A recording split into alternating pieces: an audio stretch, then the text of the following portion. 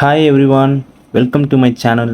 So இன்றைக்கி நம்ம என்ன டாபிக் பார்க்க போகிறோம்னா ஆர்கானிக் கெமிஸ்ட்ரியிலேருந்து பெரிசைக்ளிக் ரியாக்ஷன்ஸ் பார்க்கலாம். ஜஸ்ட் ஒரு பேசிக் இன்ட்ரோடக்ஷன் அண்ட் டைப்ஸோட குயிக்காக இந்த வீடியோ முடிச்சிடலாம். ஆரம்பிக்கலாமா?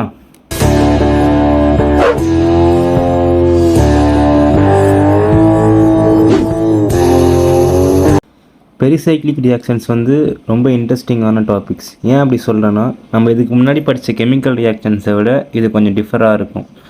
எப்படி டிஃபர் ஆகுதுன்னு வாங்க பார்க்கலாம்.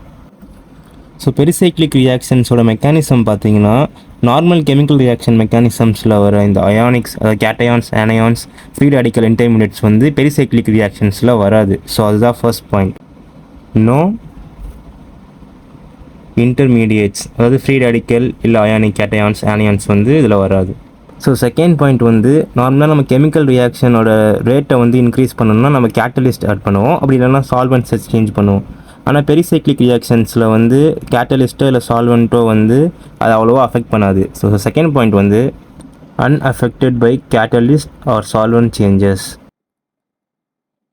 தேர்ட் பாயிண்ட் நம்ம முன்னாடியே சொல்லிட்டோம், இன்டர்மீடியட்ஸ் அதாவது அயான்ஸ் ஃபார்ம் ஆகாது அப்படின்னு சொன்னதுனால third point nucleophilic and electrophilic ரியேஜென்ட்ஸும் இதில் இன்வால்வ் ஆகாது. ஸோ அதுதான் third point, no nucleophilic and electrophilic reagents. So அப்போ எப்படி தான் ரியாக்ஷன்ஸ் நடக்கும் அப்படின்னு பார்த்தா அதுதான் நம்மளோட ஃபோர்த் பாயிண்ட். ஒரு ரியாக்ஷன் நம்ம நடத்தணும்னா இங்கே நம்ம ஹீட் ஆர் லைட்டை சப்ளை பண்ணுவோம்.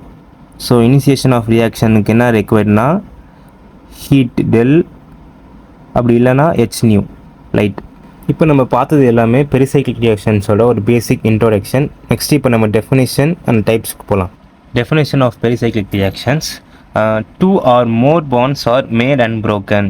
ஸோ இங்கே மேட் அண்ட் ப்ரோக்கன் அப்படின்னு கொடுத்துருக்காங்கல்ல, அது எப்படி ப்ரோக் ஆகும்னா நம்ம எனர்ஜி தருவோம். ஸோ இனிஷியேட் பண்ணுவோம் ரியாக்ஷனை. எப்படின்னா நான் முன்னாடியே சொன்ன மாதிரி ஹீட் ஆர் லைட் ஃபோட்டான்ஸை பாஸ் பண்ணோன்னா பாண்ட் பிரேக்கிங் இல்லை மேக் நடக்கும். ஸோ இன்னும் சிங்கிள் கன்சர்டட் ஸ்டெப். சிங்கிள் கன்சர்டட்னா one step cyclic transition. So இங்கே நம்ம முன்னாடியே சொல்லிட்டோம், இன்டர்மீடியட்ஸ் ஃபார்ம் ஆகாது. ஸோ பெரிசைக்ளிக் ரியாக்ஷன்ஸில் டிரான்சிஷன் ஸ்டேட்ஸ் டேக் பிளேஸ் ஆகும். ஸோ அது சைக்ளிக்காக நடக்குது. Because of the cyclic transition states these are called as pericyclic reactions.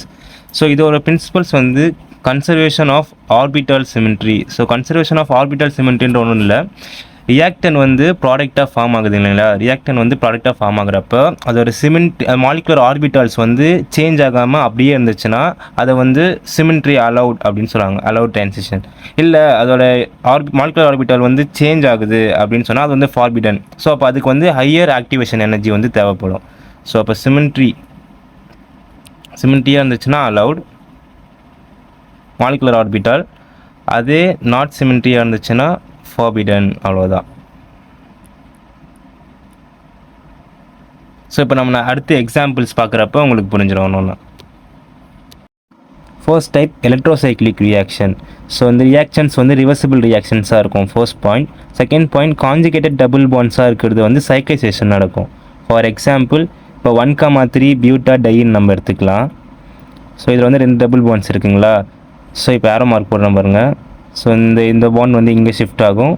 So இங்கே இருக்க பாண்ட் இங்கே நம்ம ஹீட் சப்ளை பண்ணோன்னா இந்த மாதிரி ஷிஃப்ட் ஆகி டிரான்சிஷன் ஸ்டேட் போயிட்டு அதுக்கப்புறமேட்டு நமக்கு சைக்ளோ பியூட்டீனா கிடைக்கும்.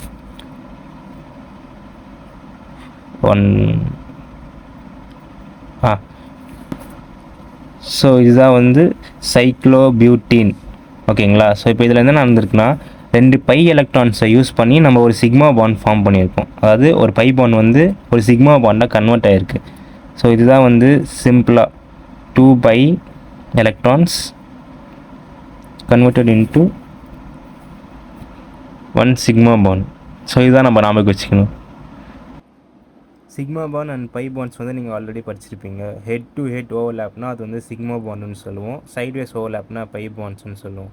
ஸோ இப்போ இங்கே இருக்கிறதுல கீழே இருக்கிறது சிக்மா, மேலே பை பாண்ட், இது sigma bond. Head to head overlap, sideways overlap. So இதுக்கு பெஸ்ட் எக்ஸாம்பிள் 1,3 எக்ஸா ட்ரையின் ஹீட் பண்ணோன்னா நமக்கு 1,3 சைக்ளோ எக்ஸா டையின் கிடைக்கும். ஸோ பாண்ட் ஷிஃப்ட் பாருங்கள், and then it undergoes transition state. இதுதான் TS. அதுக்கப்புறம் ஃபைனல் ப்ராடக்ட் இது 1,3 சைக்ளோ எக்ஸாடையின். நம்ம ஸ்டார்ட் பண்ணது 1,3,5 எக்ஸாட்ரையின். ஸோ இப்போ எல்டோசைக்ளிக் ரியாக்ஷன்ஸில் வந்து சைக்ளைசேஷன் ஆஃப் 4n சிஸ்டம் அப்படின்னு பார்க்க போகிறோம். ஃபஸ்ட்டு 4n அண்ட் 4n+2 சிஸ்டம்னா என்னன்னு தெரியணும். ஸோ இப்போ 4n அப்படின்னா ஃபார் எக்ஸாம்பிள் ஸோ இங்கே இருக்குது 4n+2க்கு இன்னொரு எக்ஸாம்பிள் போகிறேன். ஸோ இங்கே நம்பர் ஆஃப் பை எலக்ட்ரான்ஸ் எத்தனை இருப்பாங்க, இதில் வந்து ஒரு 2 எலக்ட்ரான்ஸ் இருக்குது, இதில் வந்து ஒரு 2 எலக்ட்ரான்ஸ். ஸோ அதை எல்லாத்தையும் ஆட் பண்ணோன்னா 4 எலக்ட்ரான்ஸ் வருதா. ஸோ மல்டிபிள்ஸ் ஆஃப் 4 வருது எல்லாமே வந்து 4n சிஸ்டமில் வருது. ஸோ இதில் வந்து 4, 2, 4, 6. ஸோ 6 எலக்ட்ரான்ஸ் 6 பை எலக்ட்ரான்ஸ் இருக்குங்களா. ஸோ அதனால் இது வந்து 4n+2 தான் 4+2 இந்த மாதிரி இதில் வரதுனால இது வந்து 4n+2 சிஸ்டம் சொல்லுவாங்க. 4 மல்டிபிள்ஸ் வரது எல்லாமே 4n சிஸ்டம் அப்படின்னு சொல்லுவாங்க. இப்போ 4n அண்ட் 4n+2 சிஸ்டம்னா என்னன்னு பார்த்துட்டோம். ஸோ இப்போ ஏதாச்சும் ஒரு மாலிக்யூல் கொடுத்துருந்தாங்கன்னா எலக்ட்ரோசைக்ளைசேஷன் ரியாக்ஷன் வந்து எப்படி நடக்குதுன்னு பார்க்கணும். அது வந்து மாலிகுலர் ஆர்பிட்டால்ஸை வச்சு தான் நம்ம வந்து பார்ப்போம். ஸோ ஃபார் எக்ஸாம்பிள் இப்போ நான் போடுற இந்த p ஆர்பிட்டால்ஸ் இதில் வந்து இது எப்படி அரேஞ்ச் ஆகிருக்குன்னு வந்து நமக்கு தெரியாது. ஸோ நம்ம ஃபஸ்ட்டு அது டயக்ராம் மட்டும் ஃபஸ்ட் பார்த்துட்டு அதை எப்படி அரேஞ்ச் பண்ணுறோம் அப்படின்னு பார்க்குறோம். ஸோ அந்த பாண்டிங் நடக்கிறதுக்கு வந்து ரெண்டுமே வந்து ஹெட் டு ஹெட் ஓவர்லேப் ஆகணும். ஸோ ஃபர்ஸ்ட் வந்து நம்ம அதை வரைஞ்சிடலாம். இந்த 4 p ஆர்பிட்டால்ஸ் தான் நான் அந்த இடத்துல அப்படி போட்டிருக்கேன். ஸோ எலக்ட்ரான்ஸ் வந்து மோஸ்ட்லி லோவர் எனர்ஜியில் இருக்க தான் ப்ரிஃபர் பண்ணும். ஒன்ஸ் நீங்கள் எனர்ஜி கொடுத்தா தான் அது வந்து நெக்ஸ்ட்டு எக்ஸைட்டட் ஸ்டேட்டுக்கு வந்து போகும். ஸோ அப்போ கீழே இருக்க HOMO highest occupied molecular orbital. So excited ஸ்டேட்டில் வந்து லூமோ இருக்குது, lowest unoccupied molecular orbital. So electrons வந்து அங்கே ஆக்யூபைடாக இல்லை. ஸோ மேக்ஸிமம் எலக்ட்ரான்ஸ் வந்து கீழே லோவர் எனர்ஜி தான் இருக்க ட்ரை பண்ணோம். ஸோ அப்போ அது வந்து லோவஸ்ட்டு அன்ஆக்யூபைடாக இருக்குது, அதான் லூமோ LUMO. ஸோ இப்போ இதில் எலக்ட்ரான்ஸ் எப்படி அரேஞ்சாக இருக்குதுன்னு சொல்லிட்டு ஷேட் பண்ணி காட்டலாம். ஸோ ஃபர்ஸ்ட் லோவர் எனர்ஜி ஹோமோவில் வந்து எல்லாமே அப்வர்ட்ஸ்லேயே ஷேடாக இருக்குது. ப்ராபபிலிட்டி ஆஃப் ஃபைண்டிங் எலக்ட்ரான் 0, அதுதான் நோட். இங்கே வந்து node 0. So second higher energy ஸ்டேட்டில் 2 மேலே 2 கீழே ஷேடாக இருக்குது. ஸோ நோட் வந்து 1. நெக்ஸ்ட்டு வந்து லூமோவில் பார்த்தீங்கன்னா 1 மேலே 2 இது கீழே இன்னொன்று வந்து மேலே. ஸோ இதில் நோடு வந்து 2. ஸோ இந்த மாதிரி தான் நீங்கள் ஞாபகம் வச்சுக்கணும் ஈஸியாக அண்டர்ஸ்டாண்ட் ஆகுறதுக்கு. ஸோ லாஸ்ட் ஒனில் எல்லாமே டிஃப்ரெண்ட்டாக இருக்குது. ஸோ நோட் வந்து 3, அது தனியாக எழுதிடுறேன். Node = 1, node = 2, node = 3. ஸோ அதை நோட் பண்ணிக்கோங்க. ஸோ கீழே இருந்து மேலே போக போக எனர்ஜியோட லெவல் வந்து இன்க்ரீஸ் ஆகுது. ஓகேங்களா. ஹோமோவில் இருக்க எனர்ஜி லெவல்ஸை Xi1 Xi2 அப்படின்னு சொல்லுவோம். லூமோவில் Xi3 ஸ்டார் Xi4 ஸ்டார் அப்படின்னு மென்ஷன் பண்ணியிருக்கோம். ஸ்டார் வந்து எக்ஸைட்டட் ஸ்டேட். இப்போ ஃபார் எக்ஸாம்பிள் இங்கே மொத்தமாகவே 2 எலக்ட்ரான் தான் இருந்துச்சுன்னா அது வந்து Xi1ல் போய்ட்டு இருக்கும் எலக்ட்ரான்ஸ் வந்து ஸ்டேபிளாக. ஸோ அப்போ வந்து ஹோமோ வந்து Xi1. இல்லை இப்போ 4 எலக்ட்ரான்ஸ் இருந்துச்சுன்னா Xi1 அண்ட் Xi2 ரெண்டுத்துலையுமே வரும். அப்போ ஹோமோ வந்து Xi2. அந்த மாதிரி எது வந்து ஹையஸ்ட் ஆக்குபைடாக இருக்கோ அதுதான் வந்து ஹோமோ, அவ்வளோதான். இங்கே வந்து லூமோ என்னன்னு கேட்டிங்கன்னா Xi3 ஸ்டார், ஏன்னா அதுதான் லோவஸ்ட் அன்ஆக்குபைடாக இருக்குது. Xi4 ஹையஸ்ட் லெவல், Xi3 வந்து லோவஸ்ட் லெவல். ஸோ அப்போ அதுதான் வந்து லூமோ. சைக்ளைசேஷன் ஆஃப் 4n சிஸ்டம் எடுக்கிறப்ப நம்ம அந்த எந்த டயக்ராம் எடுப்போம்னா இந்த Xi2ஓட அந்த ரெப்ரசன்டேஷன் தான் நம்ம எடுத்துப்போம். Xi2வில் ஃபஸ்ட்டு மேலே 2 இருக்குது, அதுக்கப்புறமேட்டு 2 கீழே இருக்குது. ஸோ அதை அப்படியே அதை அங்கே போட்டுட்டேன். ஸோ இப்போ நம்ம இதை வந்து ரெண்டுத்தையுமே ஹெட் டு ஹெட் ஓவர்லேப் பண்ண வைக்கணும். ஸோ அப்போ தான் வந்து பாண்ட் ஃபார்ம் ஆகும். அதாவது இப்போ நான் ஷேட் பண்ண ஏரியாவும் அந்த பக்கம் அந்த இங்கே இருக்கிற ஷேட் பண்ண ஏரியாவும் ஒன்றா ஆகணும். ஸோ அது எப்படி நடக்கும்னா நம்ம வந்து அந்த ரொட்டேட் பண்ண போகிறோம் அந்த ஆர்பிட்டால். ஸோ இப்போ ஒரு ஃபிக்ஸ்டு ஆக்சிஸ் மாதிரி டாட்டட் லைன்ஸ் வச்சுக்கலாம், அதாவது ஆக்சிஸ் மாதிரி ஞாபகம் வச்சுக்கோங்க. இப்போ அங்கேருந்து நீங்கள் அந்த இதை வந்து ஆர்பிட்டால் வந்து திருப்ப போகிறீங்க. ஓகேங்களா. ஸோ இப்போ இதை வந்து நான் ரைட் ஹேண்ட் சைடு திருப்புறேன், அதையும் ரைட் ஹேண்ட் சைடு திருப்பினேன்னா இப்போ அது ஸ்ட்ரெயிட் லைனில் இருக்குது. ஸோ இப்போ அதை நம்ம ரைட் ஹேண்ட் சைடில் திருப்பினோன்னா அது வந்து அழகாக அந்த ஷேடட் பார்ட்டும் இந்த சைடில் இருக்க ஷேடட் பார்ட்டும் ஒன்றா வந்துடும். ஃபார் எக்ஸாம்பிள் இப்போ நான் வரைகிறேன் பாருங்கள். ஸோ இப்போ அந்த 2 இதுவும் அந்த சைடு ரைட் ஹேண்ட் சைடில் திரும்பி ரொட்டேட் ஆகி இப்போ அது ரெண்டுமே வந்து ஒன்றா இருக்குது. ஸோ அப்போ இப்போ வந்து பாண்ட் வந்து ஃபார்ம் ஆகும். So allowed transition. இதுதான் வந்து p ஆர்பிட்டால் ரீஹைப்ரிடைசேஷன் அப்படின்னு சொல்லுவாங்க. ஸோ எலக்ட்ரோசைக்ளைசேஷன் ரியாக்ஷனில் நம்ம இந்த மாதிரி பாண்டை ரொட்டேட் பண்ணிட்டு தான் அதை வந்து நம்ம ஒரு பாண்ட் ஃபார்மேஷனை ஐடென்டிஃபை பண்ணுவோம். ஸோ இப்போ நம்ம அந்த பாண்டை வந்து ஃபிக்ஸ் பண்ணிவிட்டு அதாவது கிளாக் வைஸில் ரெண்டுத்தையுமே கிளாக் வைஸில் சுற்றினா அதுக்கு பேர் வந்து கான் அப்படின்னு சொல்லுவாங்க. ஸோ அதே வந்து நம்ம ஆன்டி கிளாக் வைஸில் சுற்றினோன்னா அதை வந்து டிஸ் அப்படின்னு சொல்லுவாங்க. ஸோ இப்போ இங்கே போடுறேன் பாருங்கள், இது இந்த மாதிரி ரெண்டுமே கிளாக் வைஸில் இருக்கா, அப்போ அது வந்து கான். அதே இப்போ இந்த மாதிரி ஆன்டி கிளாக் வைஸில் ஏதாச்சும் ஒன்று இருந்துச்சுன்னா அது வந்து டிஸ் அப்படின்னு சொல்லுவாங்க. டிஸ்னா டிஃப்ரெண்ட் டைரெக்ஷன், கான்னா சேம் டைரெக்ஷன். அவ்வளோதான், சிம்பிளாக ஞாபகம் வச்சுக்கோங்க. ஸோ இப்போ வந்து நம்ம ஒரு கண்டிஷன்ஸ் மாதிரி பார்க்க போகிறோம். அதாவது 4n சிஸ்டம்னா அதுக்கு ஒரு கண்டிஷன் டெல்லில் என்ன நடக்கும், லைட் பாஸ் பண்ண நடக்கும். அதே 4n+2 சிஸ்டம்னா அதில் லைட் பாஸ் பண்ணால் என்ன ஆகும், டெல்னா என்ன ஆகும் அப்படின்னு சொல்லிட்டு பார்க்கலாம். ஸோ நோட் பண்ணிக்கோங்க, இதுதான் இம்பார்ட்டன்ட்.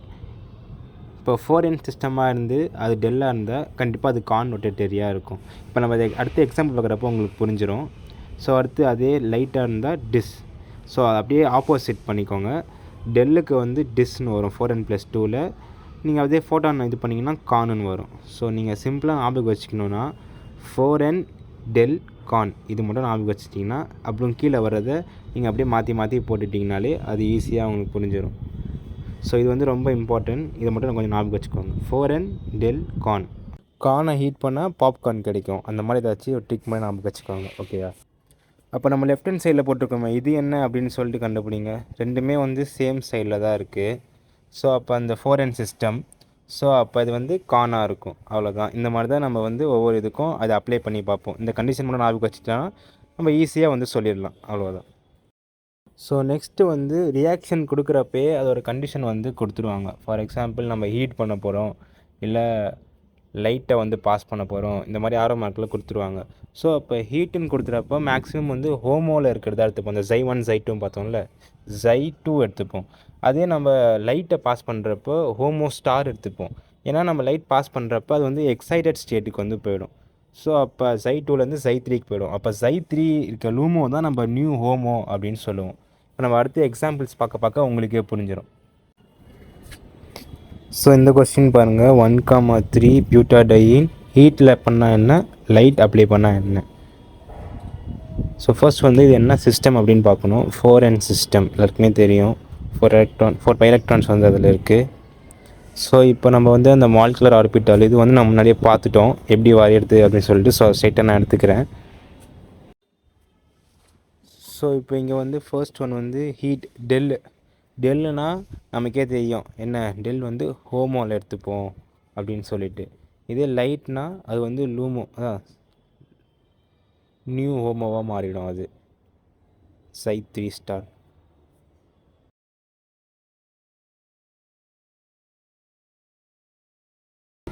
நெக்ஸ்ட்டு டெல்லுக்கு வந்து நம்ம Zi2 வந்து எடுத்துப்போம். இப்போ ஒன்று பார்க்கலாம். ஃபர்ஸ்ட் வந்து ஹீட் டெல்லுக்கு பார்ப்போம்.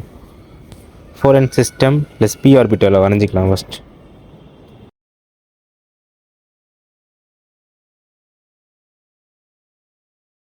இப்போ சொல்லுங்கள், ஹீட்டுக்கு வந்து என்ன எடுப்போம், Zi2வா Zi3 ஸ்டாரா?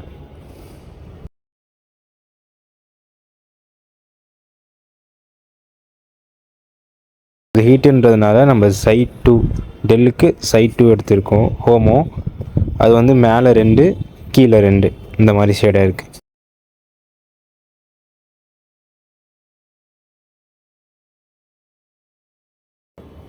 ஸோ இப்போ ஆக்சிஸ் மாதிரி நம்மளே ஒன்று ஃபிக்ஸ் பண்ணி போட்டுக்கோங்க. அப்போ தான் ஈஸியாக இருக்கும் ரொட்டேட் பண்ணி பார்க்குறதுக்கு ஆர்பிட்டாவில். ஸோ இப்போ நீங்களே பாருங்கள், இதை வந்து ரைட் ஹேண்ட் சைடு வந்து நான் ரொட்டேட் பண்ணுறேன்.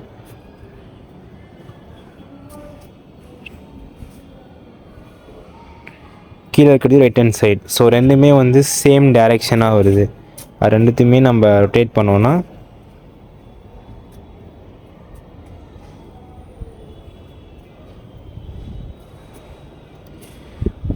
p ஆர்பிட்டால் வந்து ஓவர்லேப் ஆகுது.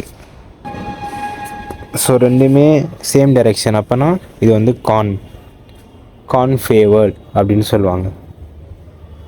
இது conrotatory. So first condition வந்து 4n டெல் கானா, அது ப்ரூவ் ஆயிடுச்சா? ஸோ இப்போ செகண்ட் ஒன் சேம் மாலிக்யூலுக்கு வந்து நம்ம லைட் பாஸ் பண்ணி பார்க்க போகிறோம். ஸோ ஃபர்ஸ்ட் ஆர்பிட்டால்ஸ் வந்து வரைஞ்சிக்கோங்க. லைட்டுன்றப்ப நம்ம லூமோ சைட் 3 எடுத்துப்போம். லூமோ தான் நமக்கு நியூ ஹோமோவில்.